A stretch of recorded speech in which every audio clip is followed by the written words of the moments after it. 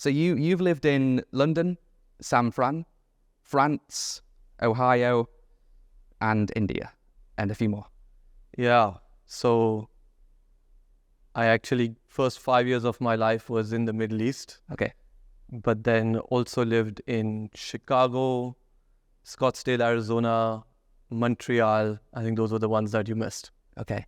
I feel like I've got a cultural diversity of opinions and thoughts living in the UK and then New Zealand, Australia, and spending some time in the East as well. But you have definitely beaten me from that perspective. Which is the place to be from like a tech point of view, do you think? Because everyone seems to say the valley, but a lot of people are saying it's kind of dying a bit with all the crime and everything that's happening there. Some people are saying the AI resurgence is bringing it back, but a lot of people are saying, look, London, it's like the valley, but without the problems and sometimes without the capital there as well. What's your take on the place to be in tech right now? So I spent 6 years in San Francisco in the early 2000s, and it was definitely the place to be then.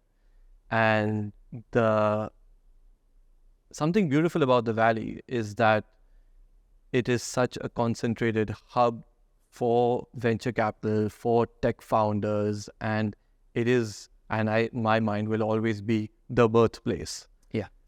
Why I think it's been so successful is really because of that tightly knit community. Yeah. And you have this remarkable ecosystem where your kids are going to school with kids from, and there's just this network where very quickly you're establishing a trust and reputation, and the compounding effect of that within one industry, to me, that's been a big factor for why tech grew so fast in the Valley. But I mean, today you see, even in the US, Boston and Austin and New York City. Yeah. Well, Facebook was, birthed in Boston. Yeah, exactly. And you see the hubs in the US and now in Europe, London, Berlin, Stockholm, Prague, and Spotify. Yeah, exactly. Absolutely. So it's becoming more decentralized. Yeah. In my mind, access to capital, you're still seeing the big money in the Valley, in New York a lot more now. And to me, London is catching up and catching up fast. Part of what is on my wish list for London is this mindset change that needs to happen on the capital access side.